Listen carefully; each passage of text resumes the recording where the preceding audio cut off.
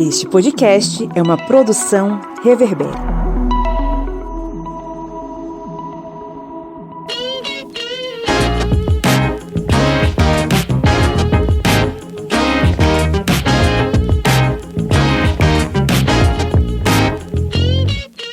Olá, ouvintes! Está entrando no ar mais um episódio do seu podcast sobre as ciências humanas. É o podcast do Historiante, a sua trincheira final contra o Império da Ignorância e lutando, obviamente, a cada dia contra o fascismo, né? Eu sou o Pablo Magalhães e estou aqui acompanhado dele, o homem que a cada dia entra aqui ao vivo e fala alô, alô, graças a Deus. Felipe Monsanto. Bom dia, boa tarde, boa noite. Que bom falar aos ouvidinhos de vocês novamente.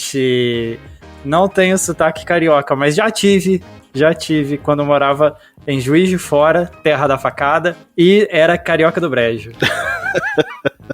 A famosa Quem nasce terra em Juiz de Fora da facada. Quem nasce em Juiz de Fora é considerado carioca do Brejo, porque a gente tá muito perto do Rio de Janeiro, entendeu? Você ia dizer que era lindo. Também. Quem nasce em Juiz de Fora é lindo. Ok. A terra da fakeada, né? Bom, temos aqui também ele, o homem que enxerga tudo lá de cima, o homem que é editor do Zero Águia, o senhor Eliezer Fernandes. Boa noite, pessoal. Espero que todos estejam bem aí, escutando esse podcast maravilhoso aí que é o Historiante. Se preparem que hoje a gente tem coisa muito legal para falar. Então é isso, segurem-se nas suas cadeiras. O que é que rola no Zero Águia? Bom, Pablo, a gente teve aí nessa última semana, essa semana de agora, um artigo que foi publicado sobre escravidão moderna, que é um tema que já foi abordado aqui no podcast, né? Teve um episódio aí falando sobre escravidão moderna e agora a gente tem um artigo escrito pelo Eduardo Augusto, um colunista lá do Zero Águia, que fala sobre escravidão moderna, propõe várias reflexões aí sobre o tema, pega o resgate histórico lá desde a época da Lei Áurea e explora um pouco mais sobre esse tema aí que a gente debateu no episódio aqui do Historiante. Então eu recomendo aí você que está escutando agora, se você tem interesse aí em se aprofundar um pouco, ler uma visão aí dos nossos colunistas do Zero Águia sobre esse tema da escravidão moderna, entra lá em zeroaguia.com e você vai encontrar um dos primeiros artigos que foi publicado aí, um dos últimos artigos que foi publicado essa semana. E o link desse artigo está na descrição do episódio. Então é só você clicar lá que vai direcionar para o artigo para você poder ler e conferir aí. E também temos aqui o nosso querido camarada, aquele cara que me acompanha desde 2011 no Historiante e de muitos anos antes, obviamente, né? Ele, o Red Pill do comunismo, o camarada Kleber Roberto. E aí, pessoal, aí você tá destruindo amizade. E aí, pessoal, beleza? Não tem Red Pill aqui, só tem bandeiras vermelhas. Isso aí tem bastante. Agora, Red Pill é o que nós estamos lutando. Digamos, é mais uma linha de trincheira para lutar aqui no Historiante. Hoje o Pablo acordou engraçado. O Eliezer... É palhacito. O Eliezer ia mandar uma mensagem, ele disse, vou avisar a Mariana que não era com câmera, ele disse, não era para gravar comendo. Aí eu disse, não, pode jantar enquanto grava, só no... Engraçadinho, né? Basta engolir na hora que... Enfim, tô cheio das engraçadetas hoje. E recebemos hoje uma convidada que muito nos honra, a senhorita Mariana Souza. Oi, Mariana. Fala, pessoal, e aí, tudo bem com vocês? Espero que todos estejam bem ouvindo a gente aqui. Muito prazer. Mariana, para os nossos ouvintes que estão lhe conhecendo hoje, fala um pouquinho sobre você. Claro. Bom, pessoal, eu trabalho com TI. Em paralelo, coordeno uma ONG que é a minha paixão, o movimento Conexão Favela, que ele tem aí como principal objetivo unir a sociedade que tem ali todos os seus benefícios com a favela. Então, poder levar tecnologia para a favela, poder levar oportunidades para o jovem ali da periferia. Show de bola, seja muito bem-vindo. Eu falei em off, vou falar novamente aqui, gravando. Espero que você possa retornar aqui mais e mais vezes, tá? Combinado. Bom, hoje é dia de a gente trocar uma ideia sobre um assunto que, de certo modo, rondou nossos debates há algumas semanas atrás, mas a gente não pegou esse tema necessariamente como foco. A gente falou muito sobre a questão do mundo do trabalho, nesse processo de digitalização, e hoje o nosso tema é justamente a inteligência artificial e seus reflexos na sociedade. Vamos falar de chat GPT, vamos falar sobre como essa inteligência artificial, que recentemente vem suscitando uma série de debates, o que é que ela representa e o que é que ela potencializa dentro do nosso processo social, cultural, enfim. Vamos tentar refletir sobre esses assuntos hoje, mas antes, vamos para os nossos recadinhos. Felipe Monsanto, as pessoas que nos ouvem podem ajudar o Historiante a atingir mais pessoas, né? Atingir uma audiência ainda maior, não é? Pode sim, Pablo. Tem várias formas das pessoas poderem ajudar a gente e compartilhar o conhecimento, os nossos debates, a informação que a gente traz aqui a cada semana ao ouvidinho delas. Uma das formas é se você está ouvindo a gente no Apple Podcasts ou no Spotify, você pode dar pra gente 5 estrelinhas, pode avaliar o nosso trabalho lá no seu tocador, seja o Spotify ou Apple Podcasts, e ajuda a gente a crescer dentro desses tocadores. Outra forma também é compartilhando o nosso episódio. Você que está ouvindo a gente aqui agora, você pode compartilhar nas suas redes sociais e marcar a gente para que a gente possa ver você, conhecer você, de onde você é, e você vai compartilhar também o conhecimento com os seus amigos.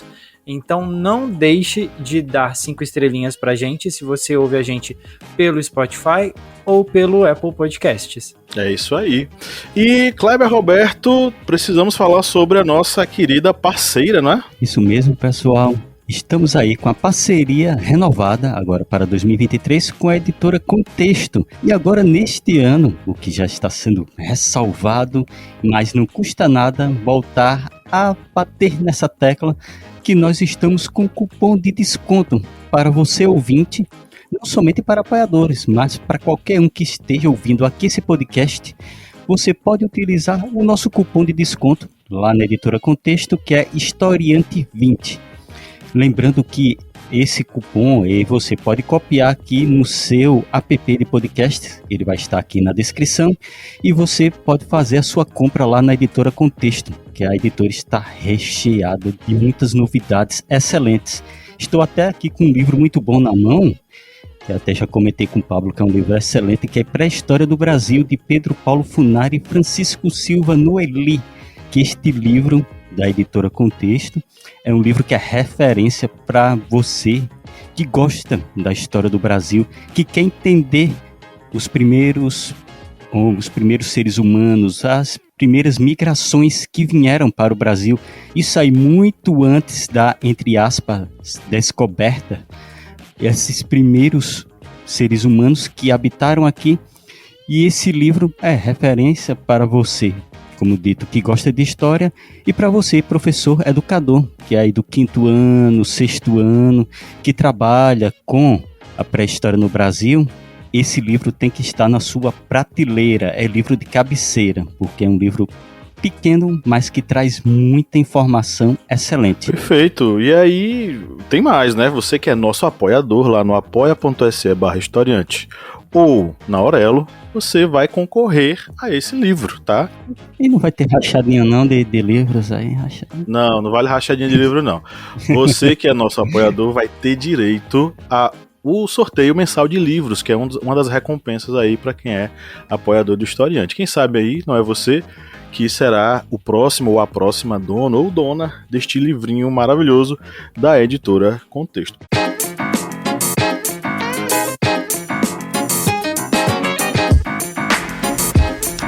Beleza, vamos para o que interessa. Eliezer, é a hora do nosso giro de notícias, né? É isso aí, pessoal. Bom, vamos iniciar aqui com o giro de notícias do Historiante. B9, risco à segurança pública, grupo de ética em IA, inteligência artificial, pede que o GPT-4 seja investigado. O Center for All and Digital Policy, grupo de pesquisa sem fins lucrativos, solicitou ao Federal Trade Commission dos Estados Unidos que investigue a OpenAI, alegando que o GPT-4 é um risco à segurança pública e à privacidade por conta do seu conteúdo, que pode ser enganoso e enviesado. A queixa traz várias preocupações e pede ação regulatória, incluindo a proibição de novos lançamentos comerciais do modelo GPT e a exigência de uma avaliação independente. E a gente tem aqui uma matéria bem interessante do Jornal da USP. Cientistas usam inteligência artificial e rede social para criar modelo que prevê ansiedade e depressão. A construção da base de dados chamada Setembro BR foi um primeiro passo e está descrita em artigo publicado na revista científica Language Resource Evaluation. O nome é uma homenagem ao movimento Setembro Amarelo, uma campanha de prevenção ao suicídio realizada anualmente, e também pelo fato de a coleta de dados ter começado em um mês de setembro. Folha de Pernambuco. Não é realista esperar paralisação nas pesquisas, diz defensora da ética na inteligência artificial. A especialista em inteligência artificial, que está liderando uma iniciativa global para promover princípios éticos no setor, afirma que é preciso ampliar a transparência na pesquisa para prevenir seus danos, mas agir com pânico não vai ajudar. É uma expectativa irreal pedir uma paralisação completa, diz Oslin Garibay, professora da Universidade Central da Flórida, nos Estados Unidos, que estuda o assunto. E é isso aí, é com você, Pablo. Beleza, vamos para o nosso editorial.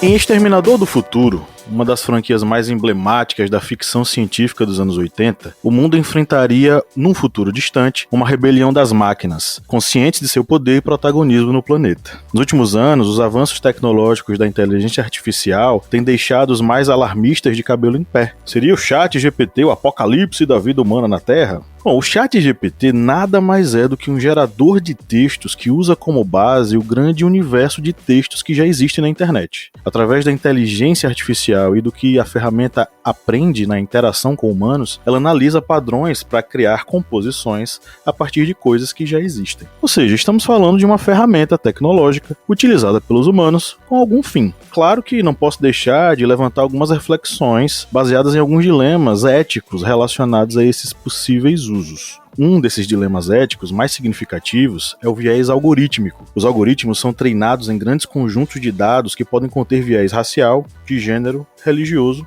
e outros tipos de preconceito. O resultado disso pode ser desde a perpetuação e até mesmo a ampliação dos preconceitos, levando à discriminação e injustiças sociais. Algoritmos de recrutamento de emprego, por exemplo, podem ser tendenciosos em relação a candidatos de determinadas origens étnicas ou de gênero, levando a desigualdades na contratação. Um segundo dilema ético é a privacidade e a proteção dos dados. A inteligência artificial depende de grandes quantidades de dados para funcionar efetivamente, muitas vezes incluindo dados sensíveis e pessoais. A coleta, armazenamento e uso desses dados levantam preocupações sobre a privacidade e a segurança das informações pessoais dos usuários. A falta de regulamentação adequada e a má gestão dos dados podem resultar em violações de privacidade e em usos indevidos de informações, como a venda de dados para fins comerciais ou manipulação comportamental. O terceiro dilema ético que eu vou apontar aqui é a responsabilidade sobre as tomadas de decisão. Com a crescente automação de processos e a tomada de decisões autônomas por parte da inteligência artificial, surge a questão de quem é responsável quando algo dá errado. Em situações em que a inteligência artificial é usada em veículos autônomos, por exemplo, quem é culpado em caso de acidente? O motorista, o proprietário do veículo, o fabricante, o desenvolvedor de software da inteligência artificial? Além disso, há preocupações éticas em relação ao impacto da IA no mercado de trabalho. A automação poderia de fato levar à substituição de trabalhadores humanos por máquinas em muitos setores? Isso resultaria na perda de empregos e no deslocamento de trabalhadores de fato? Eu finalizo levantando mais um ponto: o potencial uso da inteligência artificial para fins maliciosos, como para criar deepfakes ou imagens convincentes como a fotografia do Papa Francisco de casacão estiloso andando por alguma rua de Roma, sem contar a disseminação de discursos de ódio e narrativas falsas que podem causar danos significativos à sociedade. Bom, eu sou historiador e preciso refletir sobre esses assuntos, mas eu queria ouvir meus colegas sobre todas essas questões e todos esses dilemas de fato.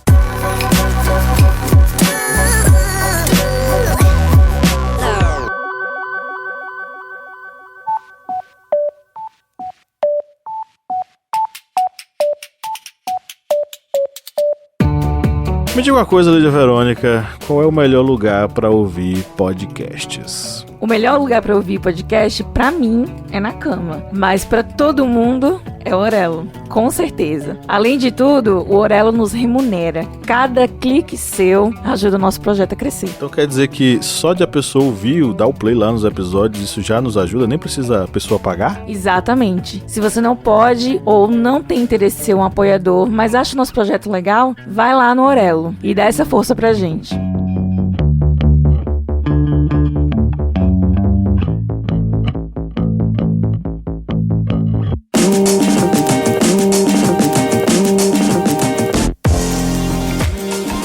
Claro, vamos lá, pessoal. Eu vejo, né, a inteligência artificial aí como uma grande revolução. A gente tende a mudar a maneira que a gente lida com as coisas, a maneira que a gente pesquisa, a maneira que a gente consome conteúdo. Isso já vem há algum tempo, não só quando a gente fala de ChatGPT, né, a tecnologia trouxe isso. E é como você comentou, existe riscos e existe benefícios. Vai de como a gente consegue lidar. E como é uma coisa nova, a gente precisa aprender a lidar com isso, né? Eu queria aqui trazer uma reflexão sobre a questão de empregos que você citou. Eu vejo muito como a inteligência artificial numa forma de não acabar com o emprego e fazer com que as pessoas percam empregos, e sim criar novos empregos e criar novas maneiras de trabalho. Então, inteligência artificial apoiando aí aquele funcionário a fazer coisas mais ágeis, com menos tempo, e trazendo benefícios no fim do dia para a empresa, né? Não sei, o que vocês pensam aí sobre isso? A Mariana, quando ela fala essa questão de emprego, me lembra muito e me remete muito como que as coisas foram evoluindo ao longo dos anos e como que a sociedade, com a ascensão da inteligência artificial, ela mudou totalmente o perfil dela, né? Ela tem mudado totalmente o perfil dela. Há alguns anos atrás, quando eu era pequeno, quando eu era criança, a minha mãe falava muito que era muito importante que eu fizesse o curso de datilografia, que aquilo era revolucionário, que o mercado de trabalho pedia pessoas que tivessem agilidade no curso de datilografia, e eu fiz. Lá com os meus 8, 9 anos eu fiz o curso de datilografia. Se a gente cortar isso para hoje, né, quase 30 anos depois, a gente consegue ver hoje uma necessidade dentro do mercado de trabalho de pessoas que tenham domínio em linguagem de programação. Isso é muito necessário hoje e é um diferencial no mercado, no mercado de trabalho em qualquer uma das áreas. E além disso, com a ascensão da inteligência artificial, com a ascensão do ChatGPT, das tecnologias, do que é conhecido como IoT, né, a inteligência, que é uma sigla em inglês que quer dizer inteligência das coisas, cada vez mais a gente precisa de profissionais que entendam, que consigam interpretar dados, consigam interpretar informações, desenvolver conceitos a partir disso, porque tudo que a gente tem hoje, tudo que é produzido hoje, seja por a gente aqui, seja ou offline, ou seja de outra forma, a gente está produzindo dados e a gente precisa trabalhar com isso. E trabalhando com inteligência artificial, trabalhando com programação e trabalhando com esses dados, a gente consegue criar novas profissões, criar novos cenários e ter vários outros tipos de informações que podem ajudar a gente em muitas coisas. Isso gera um crescimento, gera um mercado de trabalho que até então era inexplorado e que está sendo desenvolvido pouco a pouco. Eu achei interessante tanto a fala da Mariana quanto do Felipe, que exploram aí o envolvimento da inteligência artificial no mercado de trabalho. Mas eu acredito que a inteligência artificial não vai ser só o mercado de trabalho que ela vai afetar. A gente está para entrar numa época, e assim, muitos pesquisadores, existem artigos científicos, historiadores, todo tipo de pesquisador começa a concordar que a gente está para entrar numa nova era, uma nova revolução da tecnologia. A inteligência artificial ela já é estudada há anos, só que a popularização do uso dela é algo que vai começar a ficar cada vez mais patente com a criação do ChatGPT. O ChatGPT, vamos dizer assim, foi a virada de chave. A partir de agora, a facilidade com que a inteligência artificial vai ser absorvida pela sociedade é muito grande.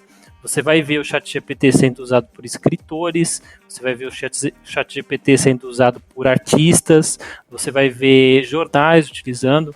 Essa semana que passou eu vi na Al Jazeera, na página do Instagram da Al Jazeera, várias histórias contadas de matérias que eles publicaram sendo ilustradas por uma inteligência artificial, se eu não me engano, a Midjourney. Então, você vê que até que ponto dentro da sociedade vai chegar a inteligência artificial é difícil de prever, mas para mim ela vai ser o que a internet foi lá nos anos 90, 2000, quando a internet teve o boom, né, começou a ser utilizado em larga escala. Eu acredito que é 2023 aí é o início da inteligência artificial em toda a sociedade. E aí eu jogo a bola aqui para o Kleber e te pergunto, Kleber, para você, o que você acha que é mais interessante de positivo aí em relação à inteligência artificial e o que te dá mais medo, assim, o que te faz ficar um pouco receoso em relação à inteligência artificial? Acredito que vou começar logo pelo receio, porque acho que o receio maior é realmente a adaptação do mercado de trabalho, principalmente desses trabalhos em que a qualificação acaba sendo voltada apenas para fórmulas e cálculos prontos ou pré-programados, vamos dizer assim, como por exemplo, técnicos em contabilidade ou essa área, por exemplo, específica, em que a pessoa que vai trabalhar com ela, ele não vai precisar utilizar seu senso, digamos, criativo. Ele vai utilizar normas, parâmetros, cálculos, fórmulas que já são pré-estabelecidas por determinados órgãos. Receita Federal, Secretarias da Fazenda, ou seja, todos esses cálculos que já são, digamos, pré-prontos. Estão ali, ele só vai aplicar. Acredito eu que com a utilização da inteligência artificial, ela vai literalmente ir em cima desse ponto. E isso aí, tanto estou usando aqui só a questão de contabilidade como um exemplo, mas muitos outros locais ou áreas de trabalho em que a criatividade humana ela não vai ser tão utilizada, essas atividades, acredito eu, que elas possam vir a sofrer com esse impacto na evolução da inteligência artificial. Como vantagens, acredito que tem algumas vantagens. Hoje mesmo, já está sendo divulgada as melhorias, por exemplo, de imagens daquele buraco negro que conseguiram fotografar e através da inteligência artificial conseguiu-se melhorar a imagem. E isso aí é só um exemplo também do que a inteligência artificial pode ser utilizada como vantagem pela sociedade. Em áreas médicas, científicas, em áreas em que a capacidade humana em conseguir atingir aquele ponto, ela ainda não está, digamos, tão ao alcance do próprio ser humano. Mas a máquina, através aí de sua... Vamos usar um jargão assim mais popularístico, porque me fugiu aqui a ideia, mas digamos, o que a máquina for calibrada para atingir aquele, digamos, resultado, ela vai conseguir. Diferentemente do ser humano, que vai ter sua limitação intelectual. E vocês todos falando sobre esse ponto, um ponto que a Eliezer até comentou, Mariana comentou inicialmente sobre essa questão do emprego, assim como o Felipe, já a Eliezer falou sobre essa questão fora um pouco do mercado de trabalho, mas aí eu trouxe no mercado de trabalho, eu até lembrei uma reportagem sobre essa inserção da inteligência artificial, falando sobre possíveis empregos. E aí muitas áreas realmente de trabalho acabam sendo afetadas diretamente. E quando eu vi, todas elas são exatamente essas em que a criatividade humana ela não tem um efeito tão grande. Eu estava vendo até um podcast, só para abreviar rapidamente essa parte, um podcast em que uma pessoa ela foi fazer um texto, um texto para ser um roteiro, e acabou tendo que refazê-lo, porque mesmo utilizando a inteligência artificial, tinha falhas, lacunas, tinha aquela, digamos, falta do toque humano, da criatividade humana. Eu acho que é exatamente esse ponto mais criativo, humano, em que eu acho que a máquina, ela, por enquanto, ainda não vai conseguir alcançar. Eu acho super interessante isso que você colocou sobre a criatividade, porque se a gente parar para pensar, na minha opinião, vai demorar ainda muito se conseguir levar esse lado mais humano para a inteligência artificial, né? A gente vê aí que a inteligência artificial surgiu aproximadamente na década de 50, 60, a ideia ali era trazer um pouco mais essa questão de decisões, como que era essa tomada de decisão, esse trabalho mais braçal, que hoje a gente vê que, querendo ou não, é onde vai ser mais atingido. Depois a gente passa ali pela criação das redes neurais, como que a gente ia ensinar essa inteligência artificial a pensar como humano, e aí a gente vê evoluções do chatbot para uma inteligência artificial um pouco mais criativa, com um pouco mais de jogo de cintura do humano, mas ainda assim sendo uma máquina, né? Então eu acho que a gente vê um avanço muito grande nesses últimos 60 anos aí, que pode sim chegar em algum momento de uma forma que a gente conhece como humano, e eu não sei se isso vai demorar muito não, tá? Mas eu entendo esse lado de que essa criatividade, esse tempero, só o humano vai ter. Eu acho interessante, eu comecei da mesma forma que eu comecei da outra vez, mas é porque eu gosto muito de inteligência artificial, e eu já consumi muito conteúdo sobre inteligência artificial, principalmente escrito por autores de ficção científica, né? Porque tem muita especulação sobre o que seria inteligência artificial no futuro, quais seriam os potenciais riscos e os potenciais ganhos para a humanidade com o uso de inteligência artificial. E eu fico imaginando se talvez a inteligência artificial, e aí eu posso estar viajando um pouco, mas é algo que eu fico imaginando que talvez no futuro a inteligência artificial possa criar barreiras e restrições para que o ser humano, por exemplo, pare de destruir o meio ambiente ou pare de criar armas nucleares. Porque se a gente começar a colocar certas tarefas nas mãos da inteligência artificial e a gente deixar bem claro que o propósito da inteligência artificial é fazer com que a humanidade sobreviva, que a humanidade evolua e progrida, ela pode tomar decisões que, por exemplo, sejam mais racionais, porque a destruição do meio ambiente do planeta e guerras infinitas, que é o que acontece desde o início da nossa história, isso não é racional de forma alguma. Muito provavelmente vai acabar com a nossa espécie. E a inteligência artificial pode ser uma forma de parar isso. O que vocês acham? Sem dúvida. Na verdade, eu fico pensando sobre o seguinte, né? Por que a gente consegue a gente compreende a inteligência artificial como algo assim tão perigoso? Ou como algo tão revolucionário?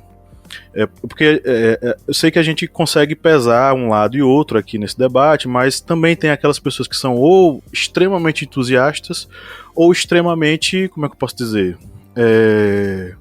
Apocalípticas. Nossa, a inteligência artificial vai chegar e vai destruir tudo. Tem um filósofo chamado Pierre Levy, eu acho que eu já mencionei ele aqui em algum outro momento. Ele escreveu um livro chamado Cibercultura. E nesse livro tem um capítulo específico sobre o processo de construção tecnológica na sociedade. E ele explica de que modo, de que forma a tecnologia é, na verdade, um reflexo da sociedade que a construiu.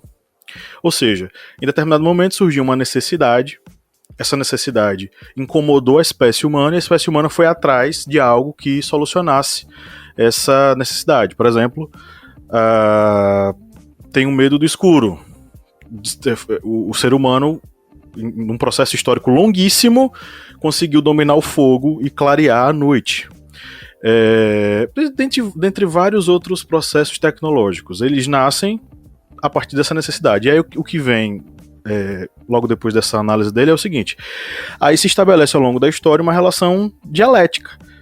Nasce uma necessidade na sociedade, a sociedade vai lá e cria uma tecnologia. Essa tecnologia transforma a sociedade e nela gera uma nova necessidade que força a sociedade a criar uma nova tecnologia. Então são processos históricos longuíssimos, não é? De produção dessa tecnologia. A inteligência artificial é também um resultado desse processo. Ela nada mais é do que uma ferramenta. O Pierre Levy fala utiliza o termo farmacon, né? O farmacon na Grécia Antiga é aquele remédio que aquela coisa que pode ser um remédio, pode ser um veneno, pode ser um perfume, pode ser diversas coisas o farmacon. Assim é também a tecnologia, ela pode ser várias coisas. Por quê? ChatGPT e determinados outros outras inteligências artificiais baseadas, por exemplo, em algoritmo. Elas são ferramentas, instrumentos para se fazer algo. Que algo será feito? Essa é a questão. Qual é esse algo? Aí, como a Eliezer falou, pode provocar guerras? Pode até solucionar guerras? Pode. Porque por trás da tecnologia está necessariamente a mente humana. Porque é ela quem constrói o algoritmo, é ela quem produz essa inteligência artificial. Claro que existem limites, existem limitações que vocês podem até abordar aqui, e problemáticas em torno disso que vocês podem até abordar aqui. Eu gostaria muito de ouvir o que vocês têm a dizer, mas em suma, o que eu queria levantar, a provocação que eu queria levantar era justamente essa. Até que ponto, por exemplo, o ChatGPT ele pode ser utilizado para coisas boas? Por exemplo, como é que essa tecnologia, como é que a inteligência artificial pode ser utilizada na redução ou no desaparecimento das desigualdades sociais? Ou como é que essa inteligência artificial vai amplificar as diferenças sociais, os abismos sociais que já existem? Talvez essa seja a coisa mais significativa que a gente possa levantar, né? Não que seja boa, que seja ruim. A inteligência artificial é uma tecnologia que será usada, sem sombra de dúvida, e já está sendo usada. Mas até que ponto ela é algo que vai produzir alguma coisa boa para os trabalhadores, reduzir as desigualdades sociais, diminuir as desigualdades sociais, acabar de vez com isso, talvez, né? Não como uma palavra mágica, mas como uma ferramenta para tal. Ou como isso pode, na verdade, amplificar essas diferenças, essas desigualdades. O que é que vocês acham? Olha, eu reflito muito sobre isso, né? Quando a gente pensa em acesso, né? Eu acho que quando a gente olha na questão de desigualdade e de como isso vai ajudar a pessoa na ponta, eu penso muito ali nos profissionais que estão na ponta mesmo de uma indústria, como numa fazenda, numa fábrica, né? Falando especificamente do ChatGPT, a gente acaba encurtando ali os níveis de pesquisa, né? E aí vou dar um exemplo. Vamos supor que uma pessoa hoje que quer pesquisar alguma coisa na internet, ela joga lá no Google, o Google vai responder com sites. E ela vai entrar em cada site para até encontrar a resposta que ela quer. Já no ChatGPT, ela vai perguntar e o chat vai diretamente responder. Então isso a gente já vê que traz ali uma melhora na questão de como alguém navega na internet. Por outro lado, a gente entende essa questão de descolamento muito como quem vai ter acesso e como essas pessoas estão capacitadas para ter esse acesso. Então, isso vem muito dessa jornada de aprendizado de tecnologia no geral, onde, por exemplo, na comunidade que eu atuo, o acesso que eles têm à tecnologia é através do celular. Nem todo mundo mexeu no computador ainda. Então, eles podem até utilizar o chat, eles vão chegar ali no momento, eu acho que as pessoas vão migrar de um nível de pesquisa onde vinha informações para esse outro modelo, mas talvez eles não entendem como isso funciona ou como isso é fabricado. Então, a gente vê quando a gente fala de desigualdade, eu vejo muito esses dois caminhos, assim. O uso vai melhorar, porque as pessoas vão ter mais, vão poder entrar ali, ser mais fácil, né, de tirar essas dúvidas, mas por outro lado eles não vão, existe aí um descolamento em níveis de capacitação de como essa tecnologia funciona.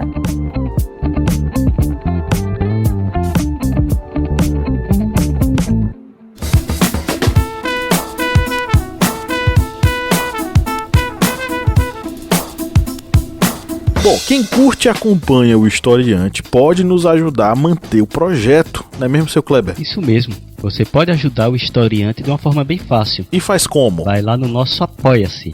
O link é apoia.se/historiante. E além de estar contribuindo com o Portal Historiante, você também vai ter uma série de vantagens, como fazer parte do nosso grupo secreto no Facebook, fazer parte também do sorteio mensal de livros. Olha só quantas vantagens para você. E tudo isso a partir, olha só, de R$4, que não dá nem para pagar meio litro de gasolina nesse ano agora de 2022. É tão pouco para você, mas é muito aqui para o Historiante. Vá lá no nosso Apoia-se e contribua. É isso aí, o link tá na descrição desse episódio.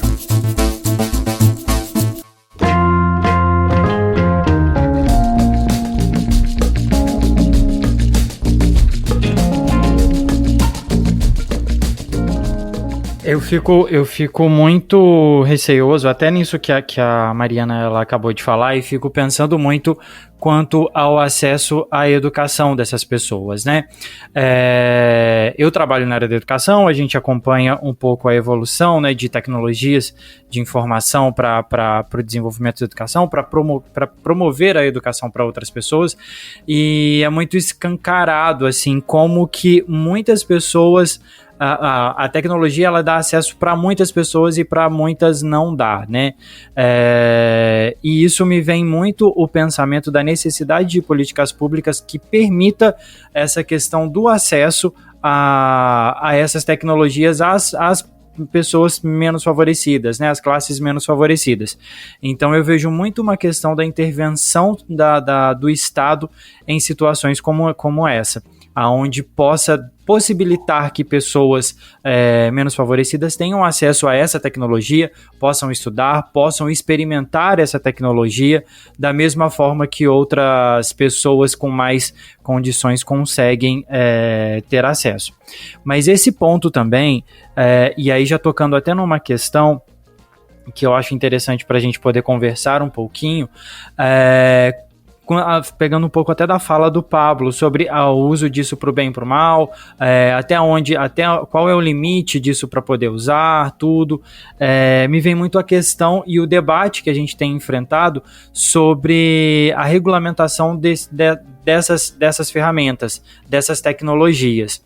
A gente percebeu, e até a gente tem matéria aqui no roteiro, falando a respeito da proibição do uso do ChatGPT na Itália. Algumas empresas, algumas Big Techs, elas pararam de desenvolver tecnologia, pelo menos pausaram por um tempo a questão do desenvolvimento de tecnologia de de inteligência artificial nessa área, para poder estudar mais, para poder se aprofundar mais, e aí eu vejo muito uma necessidade do Estado na regulamentação e no acompanhamento disso, no desenvolvimento dessas tecnologias, e entender para onde vai, como vai, e regulamentar até onde se pode ir. Eu queria entender um pouco disso e saber a opinião de vocês a respeito disso. Eu acho que relacionado a essa questão de regulamentação, é algo que vai, com certeza, nesses próximos meses mesmo, rapidamente, muitos locais, muitos países já devem começar a se discutir rapidamente leis, normas para essas novas aplicações com relação à inteligência artificial, principalmente com relação à produção. A produção, digamos, textual, artística, porque já se começa realmente a ter certos problemas em alguns locais. Nessa semana mesmo, antes mesmo de, digamos, começarmos a formular o roteiro, eu tinha visto um podcast e depois eu fui atrás de um artigo e realmente encontrei que na Amazon houve um problema com um design americano. O nome dele é Amar Hesh, essa reportagem até do UOL, que ele afirmou ter escrito e ilustrado um livro infantil em apenas um fim de semana com a ajuda de sistemas de inteligência artificial. Em um fez o texto e em outro fez as ilustrações. E ele pôs à venda na Amazon. E o resultado é que ele começou a fazer a venda num primeiro momento, recebeu alguns elogios, mas depois ele começou a sofrer ataques. E ele, do nada, se viu em meio a uma gigantesca discussão, não somente com relação aos produtores mesmos de conteúdo, como a questão de direitos autorais, porque algumas pessoas que leram a obra perceberam que o livro tinha, digamos, pescado algumas citações, referências de outros livros, inclusive na parte textual e na parte artística. Na parte artística, pegando o design, os, digamos, layouts de outras obras. E aí começou-se a discutir essa parte também, com relação a para onde vai os direitos autorais de uma criação com uma inteligência artificial. Vai para a inteligência artificial, digamos, os seus criadores, para a empresa, para a pessoa que, digamos, programou ali a busca para realizar aquele texto, para os autores de onde a inteligência artificial possa ter, digamos, feito suas citações, feito sua pesquisa, ou seja, uma coisa bem complexa, que eu acho que, como eu disse, as autoridades já devem, agora, nesse mesmo, em 2023, já devem começar a discutir rapidamente para começar a ter algumas normas, porque a utilização da inteligência artificial é um caminho sem volta. Isso a gente sabe. Não dá para, digamos, desativar, desligar. É algo que entrou na nossa vida, no nosso, digamos, meio, e só tende a evoluir cada vez mais. Então é necessário regulamentações. O autor de One Piece, o criador de One Piece, né, o mangá, ele já antecipou que o próximo arco da história foi criado pelo ChatGPT. E aí fica essa questão, justamente, quem é o dono, né? Já existem algumas leis relacionadas com One Piece, com 30 trilhões de episódios. O cara não tá mais nem sabendo o que tá escrevendo. Pois é. Vamos ser cancelados agora por isso. Galera do One Piece, não cancela a gente não. Pois é. Já existe, por exemplo, algumas leis que regulamentam essa utilização de dados na internet, né? No Brasil tem a LGPD, que é a Lei Geral de Proteção de Dados. Na Europa tem a GDPR, que são leis que regulamentam a utilização dos dados na internet. Mas aí é desconhecimento meu completo, né? Não sei se existe uma regulamentação para esse tipo de coisa, né? Se você utiliza a inteligência artificial para criar algo, quem é o autor daquela obra? Quem é o responsável por aquela obra? Eu acho que esse questionamento que o Kleber jogou no ar aí sobre a criação de conteúdo e material artístico pelo ChatGPT e qual que seria o direito autoral, a minha opinião sobre isso é que deveria ser debaixo daquela hierarquia do Creative Commons, que é uma distribuição de material livre, né, de uso livre, assim como é o Linux, né, o GNU e outras tecnologias aí, porque e também o que você encontra às vezes no GitHub e outros repositórios de desenvolvimento de programação. Porque assim, se não foi criado por uma pessoa, né, não tem como você dizer se a inteligência artificial está abrindo mão ou não do direito autoral. Porém, mesmo que o criador daquela inteligência artificial possa dizer que ele é o dono daquele conteúdo, é difícil essa pessoa comprovar que ela imaginava que a inteligência artificial iria criar isso, entendeu? Por mais que o programador consiga colocar algumas variáveis e algumas restrições, a inteligência artificial ela aprende, né? Existe um conceito dentro de inteligência artificial que se chama training, e aí você passa uma massa de dados absurda para a inteligência artificial aprender, e aí ela começa a usar esses dados e evoluir sozinha. E aí não tem como você prever, assim, pouquíssimas chances eu falo como leigo, tá? Eu não sou uma pessoa que estuda muito inteligência artificial. Eu tive a oportunidade de fazer alguns cursos, mas eu não sou um criador de inteligências artificiais. Mas eu posso dizer que é muito difícil prever o que ela vai fazer, se alguém perguntar. Então, a minha opinião sobre os direitos autorais é essa. Coloca como Creative Commons e aí fica disponível para todos. Não tem direito autoral nem nada. E em relação ao uso da inteligência artificial de forma ética, ao acesso da inteligência artificial, etc., principalmente em relação ao acesso, eu acho que vai depender muito de como isso vai ser distribuído. Hoje o ChatGPT ele tem um plano pago, então assim, muitas pessoas podem baixar, qualquer pessoa pode baixar da loja lá do Android ou da Apple, mas você, para fazer mais perguntas, você precisa pagar. O Bing, né, da Microsoft, ele ainda é restrito. As outras inteligências artificiais, a maior parte delas o pessoal está monetizando. Então, assim, a gente vive num sistema capitalista, né, pelo menos aqui no Brasil. Não vai ter um acesso tão democrático quanto a gente imagina. As pessoas vão acessar, sim, mas vai ser que nem a internet. As pessoas, para poderem ter um plano de celular, um plano de internet na casa que fosse custo-benefício o bom o suficiente para a maior parte da comunidade, da maior parte das pessoas conseguirem acessar, demorou muitos anos. Então, assim, eu não tenho muita esperança de que a inteligência artificial, a utilização dela em massa, seja algo tão simples. Eu acredito que isso vai sim ser utilizado primeiramente por quem tem condição de adquirir esses planos, ou quem tem condição de entrar dentro desses programas de uso restrito, e depois a maior parte da população vai ter acesso. E é aquela coisa, né? Quem tem acesso primeiro que dita as regras, como sempre é na tecnologia, né? Essa coisa do Creative Commons é interessante. Porque quando você compartilha a criação com algo que já é feito com dados compartilhados, a humanidade se torna dona daquele conteúdo, né? Não tem como você fechar, torná-lo restrito.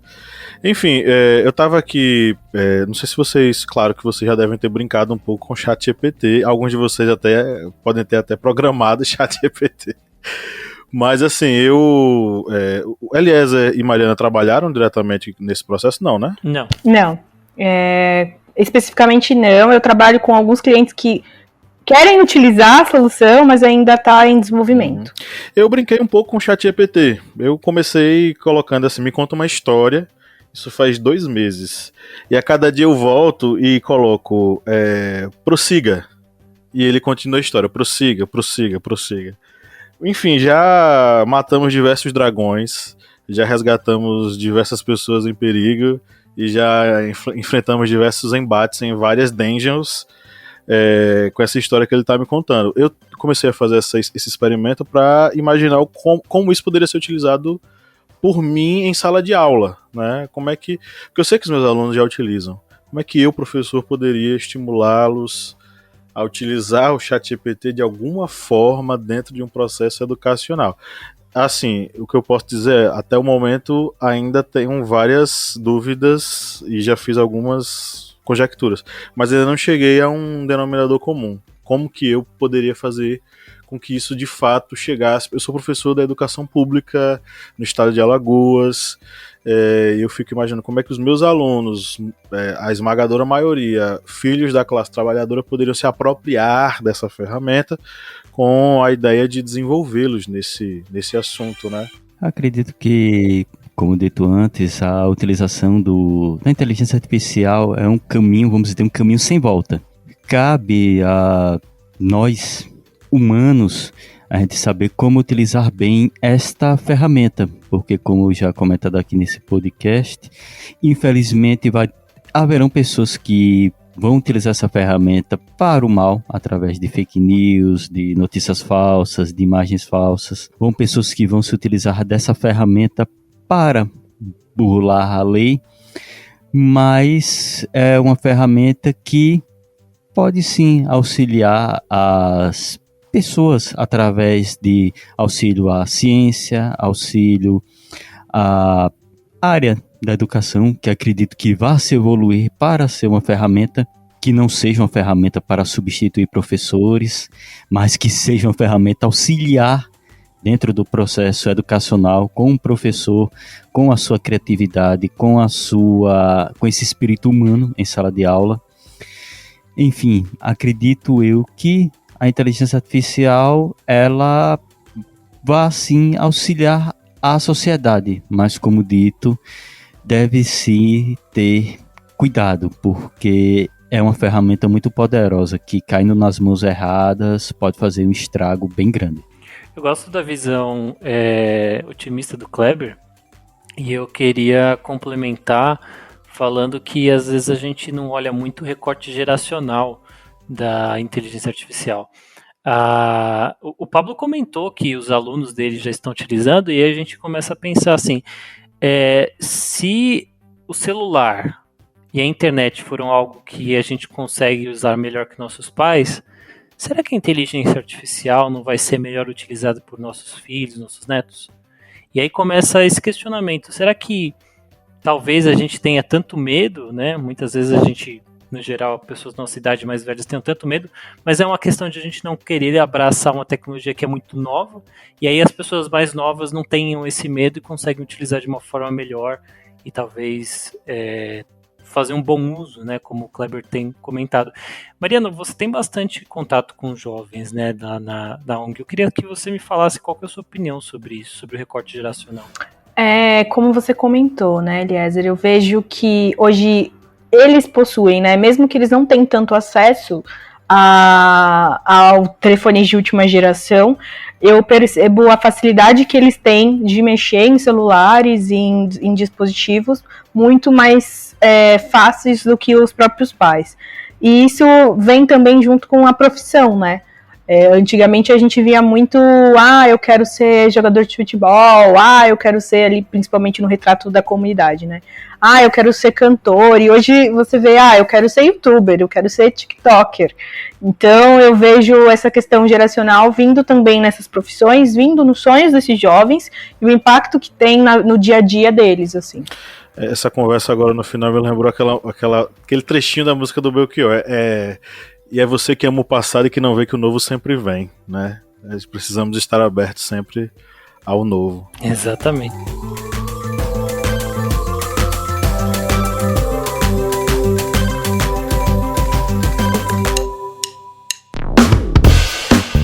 Você que é nosso ouvinte, que acompanha esse podcast a cada semana e adora ouvir os nossos papos, que tal a gente fortalecer os nossos laços de amizade? É simples demais e nem precisa pausar o episódio, né, Felipe? Exatamente, Paulo. Se você está ouvindo a gente agora, seja no Spotify ou seja na Apple Podcast, pra gente ficar mais íntimo, pra gente falar cada vez mais ao seu ouvidinho, você faz o seguinte agora. Enquanto tá ouvindo a gente, vai lá, avalia a gente no seu aplicativo de áudio.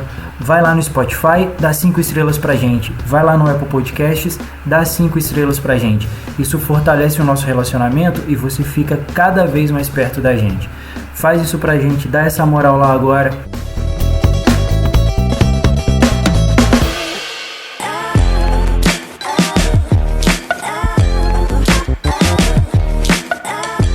Bom, meus amigos, vamos para a reta final do nosso podcast, é o momento das nossas indicações. Vamos fazer uma curadoria gostosa do que a gente está ouvindo, assistindo, lendo, que possa ter a ver ou com o assunto ou não ter nada a ver com esse assunto, para os nossos ouvintes que nos acompanham aí há quase 50 minutos de podcast. É claro que essas indicações são um oferecimento às pessoas que nos apoiam aqui no Historiante, né? As pessoas que nos ajudam a manter o projeto funcionando, né, Kleber Roberto? Isso mesmo. Vamos oferecer aqui essa curadoria, essas pequenas citações aqui musicais, de livros, documentários, filmes. Vamos dedicá-las aqui aos apoiadores do Historiante, as pessoas que acreditam aqui no nosso projeto e fazem essa singela contribuição, mas que pra gente é muito importante. Essa contribuição que você pode fazer através do apoia.se/historiante ou através do aplicativo Orelo, um aplicativo muito simples e fácil de se utilizar, onde você pode fazer suas maratonas dos seus podcasts, por exemplo, através da Orelo. E você pode também fazer essa singela contribuição ao Historiante. E vamos dedicar essa curadoria para Adma Caricele Rocha, Danilo Terra de Oliveira e Juliana Duarte. A vocês e a todos os outros, um muito obrigado. Agradecemos enormemente este auxílio que vocês estão dando ao Historiante. Perfeito. Mariana, você gostaria de participar? Opa, gostaria sim. Quero indicar aqui um documentário que fala um pouquinho aí sobre, principalmente viés, né, que foi algo que a gente comentou aqui brevemente, de inteligência artificial, que chama Coded Bias, está disponível na Netflix, muito legal. E um livro que é Clara e o Sol, do Kazuo Ishiguro, e é bem legal. E as indicações aí. Show de bola. Eu vou indicar em sequência, eu sou velho, né, então vou dar referências velhas. Tem duas produções cinematográficas que, de certo modo, preconizaram que a gente está conversando hoje. Um deles é o filme Her, que foi estrelado pelo Joaquin Phoenix, com a direção lá do Adam Spiegel, que é um filme que trata sobre um homem que se apaixona pela sua assistente operacional do celular. do computador, enfim, é tudo conectado.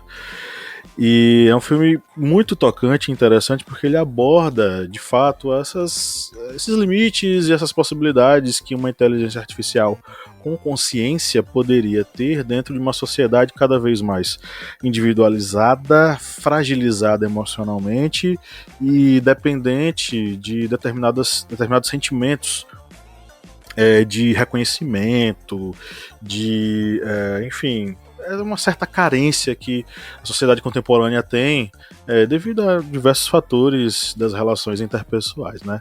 Her é um filme bem interessante, eu acho que muita gente já assistiu. E outro é um episódio meio esquecido lá daquela série Black Mirror, que o pessoal esqueceu, na verdade, Black Mirror, né?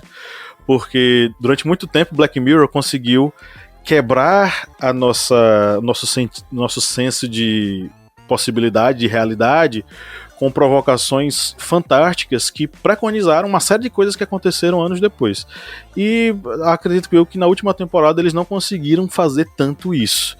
Mas tem um episódio muito interessante que é Be Right Back, é um dos episódios da segunda temporada da série, que fala justamente sobre uma pessoa que comprou um serviço de inteligência artificial, aonde o marido recém-falecido, ela queria que o marido recém-falecido ele voltasse a viver com ela, num corpo feito, produzido por essa empresa e com as lembranças e memórias dessa pessoa. Então eles vão pegar todas as postagens, toda a vida digital, a vida no meio das mídias sociais do cara e vai construir uma pessoa que é a representação desse indivíduo que morreu.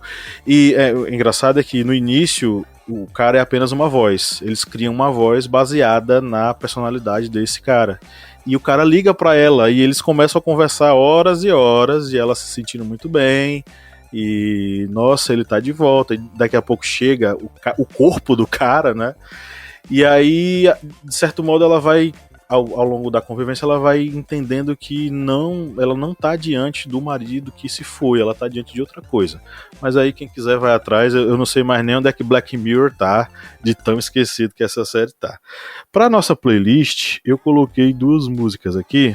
Uma é uma música que eu escuto com o meu filho Léo Cândido no colo, que é Blackbird, dos Beatles, né, cantado pelo Paul McCartney. Acho a batida do pé do Paul e do violão muito gostosa para embalar o Léo para dormir.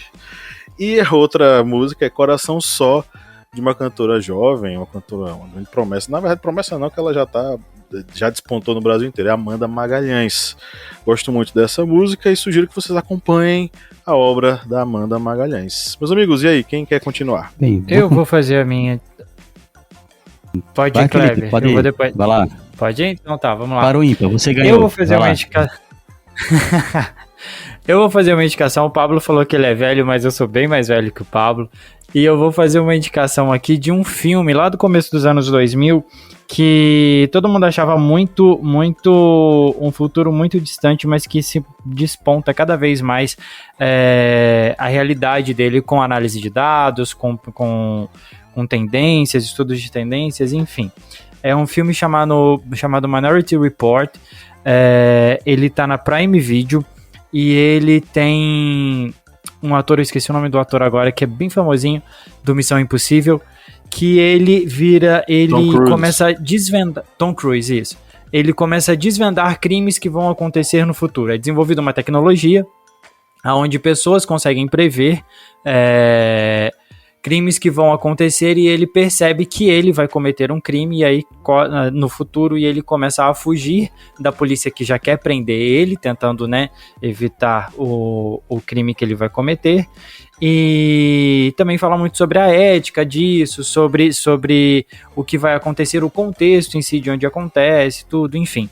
É uma crítica muito inteligente, eu acho, a respeito do uso da inteligência artificial, né, de como é feito ali na época. E aí a gente volta, né, no recorte lá no começo dos anos 2000, mais de 20 anos atrás, mas faz uma alusão muito ao futuro em referência daquela época e do que a gente vive hoje. É bem interessante, tem uma crítica bem legal ali. As minhas músicas, eu vou indicar uma música da Pitty, que é Admirável Chip Novo, que ela fala muito sobre...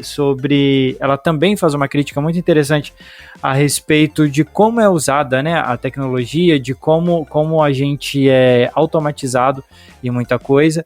E hoje a gente vive muito isso, né? Essa música também tem por volta aí de quase 20 anos. E como a gente hoje a tecnologia é uma extensão da gente. É o celular, é a Alexa, é a internet, né? É tudo que a gente utiliza por aí. E eu vou indicar também para animar, para dar uma dançadinha aí no final de semana, uma música de uma boy band. E no clipe dessa música... eles fazem até uma alusão ali também sobre a inteligência artificial, que é Bye Bye Bye do NSYNC aí, que é uma boy band lá no finalzinho dos anos 90, que fazia muito quando sucesso. Você não vem de Los Hermanos. Eu venho com umas coisas que, né, cara, só eu pra desenterrar umas coisas dessa, né? Mas é isso, são essas as minhas indicações dessa semana. Bem, as minhas indicações, eu vou fazer a indicação de um livro, que é o livro do autor John Kingham, que é o livro Inteligência na Guerra, o conhecimento do inimigo de Napoleão à Al-Qaeda.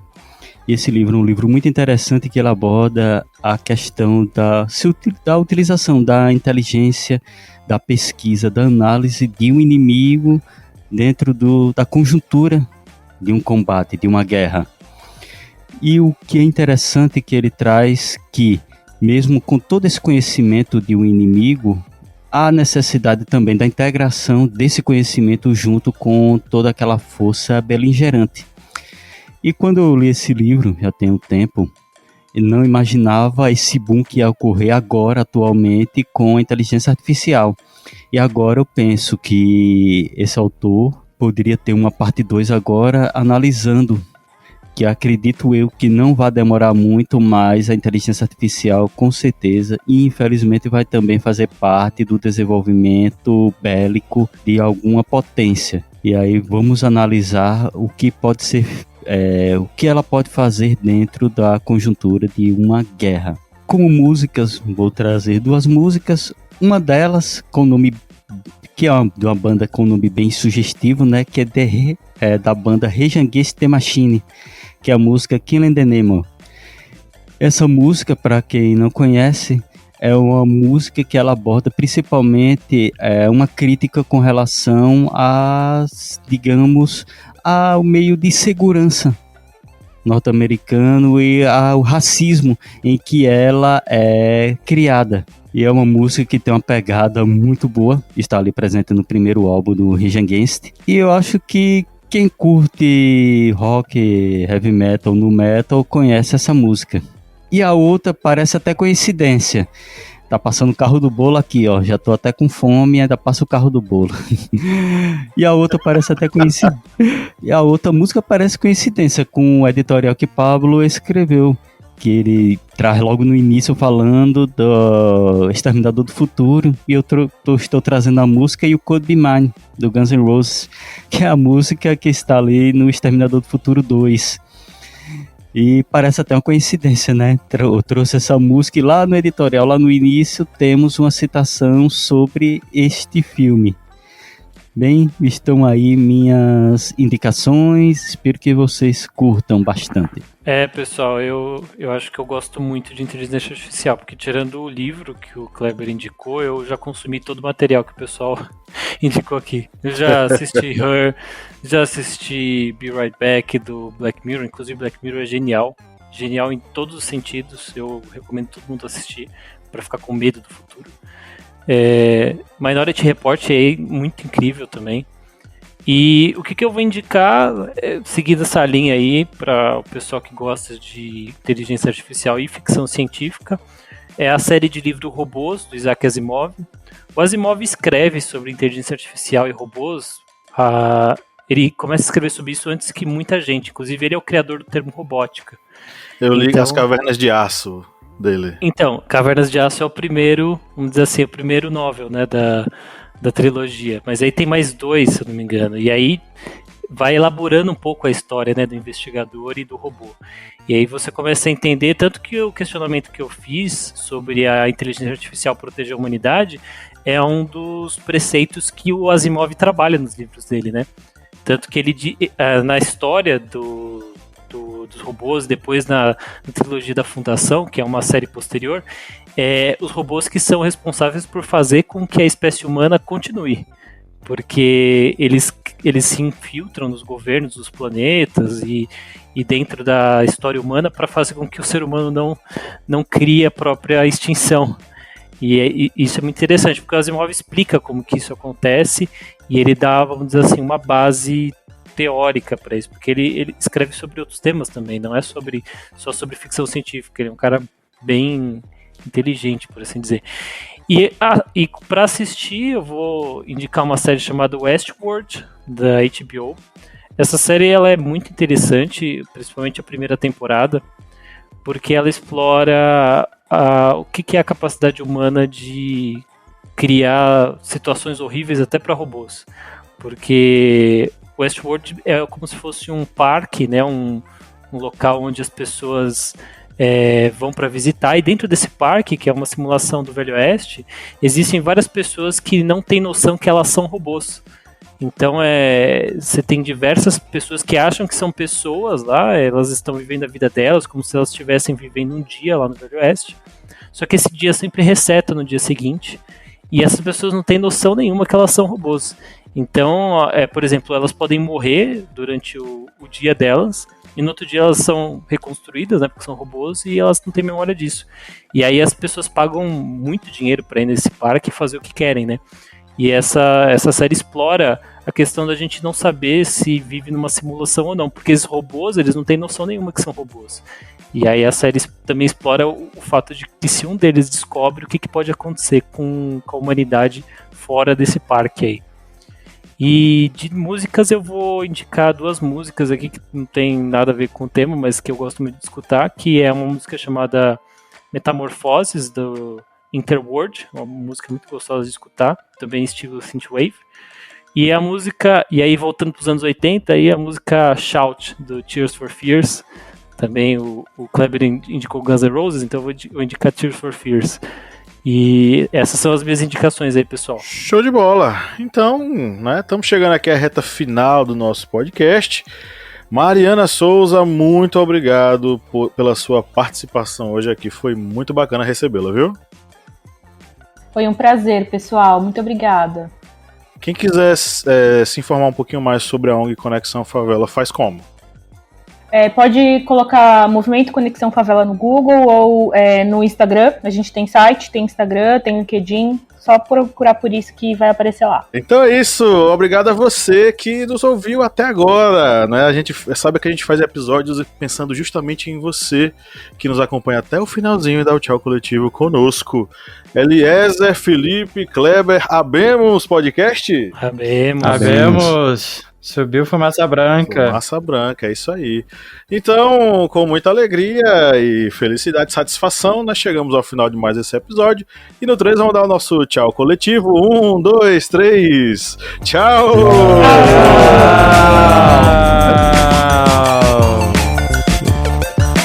Dessa vez foi em Kleber deu tchau.